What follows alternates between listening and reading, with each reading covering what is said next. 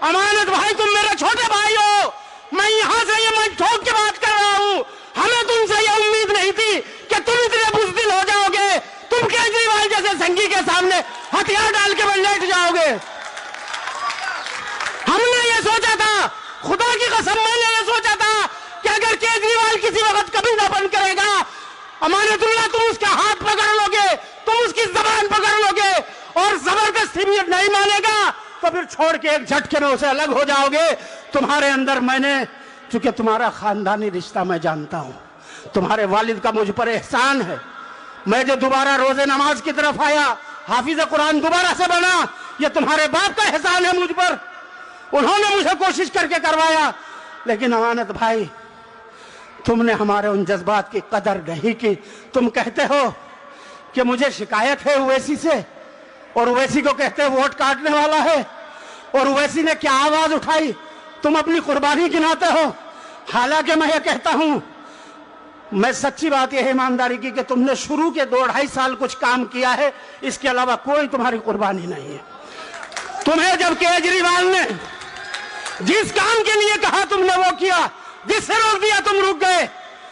दिल्ली में दंगे हुए, एक रात तुमने मर्द मुजाहिद का किरदार अदा किया था एलजी हाउस पे, 2 दिन के बाद तुम्हें केजरीवाल ने रोक दिया और फिर तुम्हारी ही साथ एक टीम को भेजा कि जाओ जमुना पार की उन मस्जिदों में, उन मदरसों में जिनमें आग लगाई गई, जिनमें सिलेंडर फाड़े गए, जाओ वहां से वो जले हुए के वो आग के निशान मिटवाओ, जल्दी से वहां रंगरोगन कराओ, पुताई कराओ, वो सबूत सारे मिटा दो। फॉरेंसिक जांच की टीम आने से पहले पहले, इंटरनेशनल मीडिया पहुंचने से पहले पहले वो सारे सबूतों को मिटा दो। और तुम्हारी टीम ये काम कर रही थी। मुझे तुमसे ये शिकायत है कि क्यों तुम्हारे लोग वहां इस काम पे लग रहे थे। अमानत भाई, तुमने वहां ईदगाह में रिलीफ का कैंप लगाया, हमने तुम्हें इसलिए एमएलए नहीं बनाया था कि तुम कौम से पैसे इकट्ठे करके, राशन इकट्ठा करके वहां रिलीफ बांटोगे। ये काम तो जमीयत उलमा कर लेती है, ये काम तो जमात इस्लामी कर लेती है, ये काम तो मुशावरत कर लेती है, ये काम तो मिल्ली काउंसिल कर लेती है, दूसरी हमारी सारी मिल्ली जमातें ये काम कर लेती है।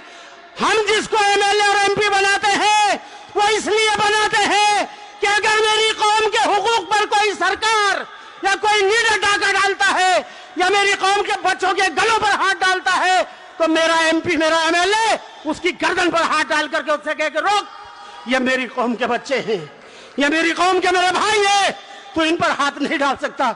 लेकिन अमानत भाई, मुझे अफसोस है तुमने शिफाउर रहमान के लिए एक बार भी आवाज न उठाई। एक खत भी केजरीवाल को न लिखा कि केजरीवाल शिफाउर रहमान को बाहर कराओ, इनके साथियों को जेल से निकलवाओ। और मैं आज, चूंकि वक्त बहुत कम है, मुदस्सिर भाई खड़े हुए हैं, लोग और भी होंगे। आबिद भाई आप अच्छा बोल रहे हैं, बोलिए। मैं फिर कहता हूं कि वहां भी आपने हमें मायूस किया। आप अगर उसका हाथ पकड़ लेते, आप केजरीवाल के खिलाफ एजिटेशन करते, आप मैदान में आते, खुदा की कसम पूरा ओखला तुम्हारी पीठ पे खड़ा होता। और लीडर की ताकत उसकी कौम हुआ करती है, उसके पीछे खड़ी हुई भीड़ हुआ करती है जमहूरियत में। और तुमने वो मौका गंवा दिया, तुमने वो मौका, मेरे भाई, मेरे छोटे भाई, तुमने वो मौका गंवा दिया। आखिरी मौका तुम्हारे पास था और मैं फिर कहता हूं कि आज भी है। खुदा की कसम खा के कहता हूं, सिर्फ ओखला के नहीं, पूरे हिंदुस्तान के मुसलमान तुम्हें अपने सर का ताज बना लेंगे। तुम एक मिसाल कायम कर दो। लेकिन एक बार मैं एक मिसाल तुम्हें सुनाता हूं। किशनगंज में पार्लियामेंट का चुनाव हो रहा था। जनता दल यूनाइटेड नीतीश कुमार की पार्टी से अख्तरुल ईमान साहब, जो इस वक्त वहां पर स्टेट के मजलिस इत्तेहादुल मुस्लिमीन के सदर हैं और एमएलए भी हैं, वो उस वक्त जेडीयू से एमएलए थे, एक्स मिनिस्टर थे उसी पार्टी से रहे हुए। मौलाना असरारुल कासमी का और उनका टकराव हो गया इलेक्शन में, दोनों का इलेक्शन बराबर हो गया। जैसे आज शिफाउर रहमान और अमानतुल्लाह का, अमानतुल्लाह बहुत पीछे है, शिफाउर रहमान का इलेक्शन बहुत ऊपर है। उस वक्त अख्तरुल ईमान ने जब यह पोजीशन देखी, एक तरफा खड़े होकर के ऐलान कर दिया कि मैं मौलाना असरारुल कासमी के हक में इलेक्शन से विड्रॉल करता हूं। अमानत भाई, मैं तुम्हें दावत दे रहा हूं, इस मंच से दावत दे रहा हूं, आओ तुम ऐलान कर दो पब्लिक के बीच में खड़े होकर के कि मैं केजरीवाल की झाड़ू फेंक करके शिफाउर रहमान के पीछे खड़ा हो रहा हूँ, शिफाउर रहमान के हक में इलेक्शन से दस्तबरदार होता हूँ। मैं इलेक्शन नहीं लड़ूंगा, मेरी कौम के लोग शिफाउर रहमान को वोट दो। तो मेरे दोस्तों, मैं गारंटी से कहता हूं, अमानत भाई, मुझे मालूम है कि केजरीवाल उसी दिन तुम्हें निकाल देगा पार्टी से, लेकिन खुदा की कसम, ये कौम जिसका नाम मुसलमान है, पूरे मुल्क में तुम्हें अपने सरों का ताज बना लेगी, तुम्हें अपने कंधों पे उठाए फिरेगी, तुम्हें हीरो बना लिया जाएगा। कुर्बानी देके तो देखो। तुम दावा करते हो मैंने कुर्बानी दी, क्या कुर्बानी दी? अरे ये कुर्बानी दो और फिर कौन से शिकवा करना कि मैंने कुर्बानी दी थी। काहे की कुर्बानी दे दी? अच्छे खासे यार काउंसलर भी नहीं थे, एमएलए बन गए, 10 साल तक एमएलए बन गए। कुर्बानी दी है या कौन सा कुर्बानी ली है? कौन सा कुर्बानी ले रहे हो मेरे भाई? अपना हिसाब करके देखना। इस इलाके में डेमोलेशन पहले भी होते थे, अब भी होते हैं। जितनी तुम्हारी उम्र है इतना वक्त मुझे इस इलाके में रहते हुए हो गया है। मुझे तकरीबन 38 साल हो गए यहाँ रहते हुए, और अमानत की उम्र मेरे ख्याल से 44 साल 42 साल की है। बुलडोजर पहले भी यहां चलते थे, लेकिन इनका रेट जो है वो तो उठा के देख लेना। जब से केजरीवाल की सरकार आई है 10 गुना ज्यादा बढ़ गया। और जिस दिन से एमसीडी में आम आदमी पार्टी आई है, उस दिन से 80 गुना यहां पर डेमोलेशन का रेट बढ़ गया। और आखिरी बात कहता हूं, यह डराया जा रहा है कि अगर इसे वोट नहीं दोगे तो वो जीत जाएगा और बीजेपी आ जाएगी और वो खा जाएगी, उसे वहां से वोट नहीं मिलेगा, इसे यहां से नहीं मिलेगा, उसे वहां से मिल गया, हमें इतना मिल गया। मैं बिल्कुल सीधा सीधा कैलकुलेशन 2 मिनट में आपको समझाता हूं।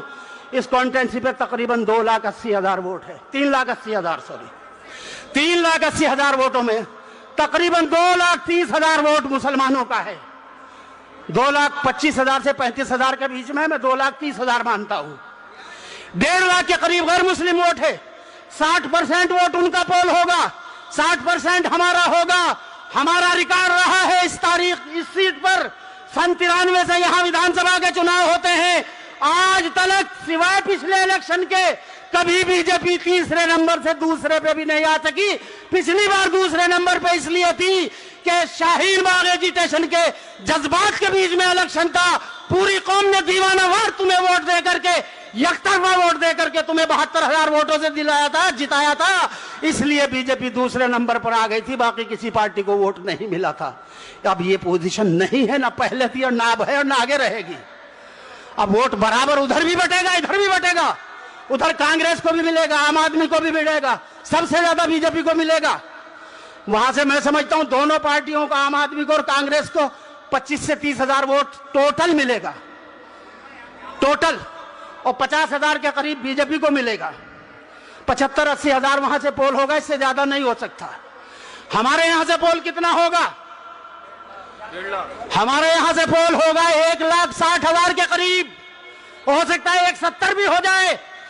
इलाके के मुसलमानों, गैरतमंद कौम के लोगों, मैं तुमसे कहता हूं कि अपने घरों से निकलो, अपने दोस्तों को, रिश्तेदारों को, अपने अजीजों को, अपने साथियों को निकालो और एक मिशन बना करके अपने सर पे कफन बांध लो 5 तारीख तक कि हमें एक वोट शिफाउर रहमान के लिए पोल कराना है। और अमानत को 1,30,000 वोटों से जिताया था, तो इसको 1,40,000 वोट देकर के तुम जिता दो। रिकॉर्ड रहा है इस सीट का। जब जब हमने इकट्ठा होकर के वोट दिया, 93 में हमने, हमारी अक्सरियत ने परवेज हाशमी को वोट दिया, जनता दल के टिकट पे जिता दिया। 98 में हमने वोट दिया, उन्हीं को इकट्ठा होकर के कांग्रेस के टिकट पे जिता दिया, फिर जिता दिया, फिर जिता दिया, 4 बार जिताया। और जब हमने इकट्ठा होकर के वोट आसिम मोहम्मद खां को दिया, हमने इंडिपेंडेंट आसिम मोहम्मद खां को भी जिता दिया। 1 बार नहीं 2 बार जिता दिया, कांग्रेस के टिकट पर भी जिता दिया। यह गलतफहमी दूर कर लो कि तुम्हारे वोटों से कोई हारता नहीं, कोई जीतता नहीं। तुम्हारे वोटों से ही जीतता है जो भी जीतता है। तुम अपने वोट इकट्ठा होकर के ताकत के साथ डालो शिफाउर रहमान को। दुनिया की सिवाय अल्लाह के कोई ताकत नहीं है रोकने वाले। और अल्लाह ने, मुझे ऐसा लगता है कि अल्लाह रब्बुल इज्जत ने शिफाउर रहमान की इज्जत के लिए फैसले लिख दिए हैं।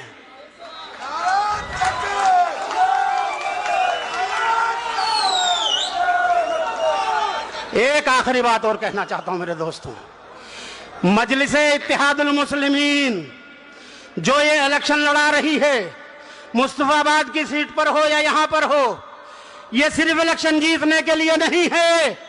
मुसलमानों, ये तुम्हारे मुस्तकबिल की क़यादत को तैयार करने के लिए है, जिसको ये सारी सेकुलर पार्टियां और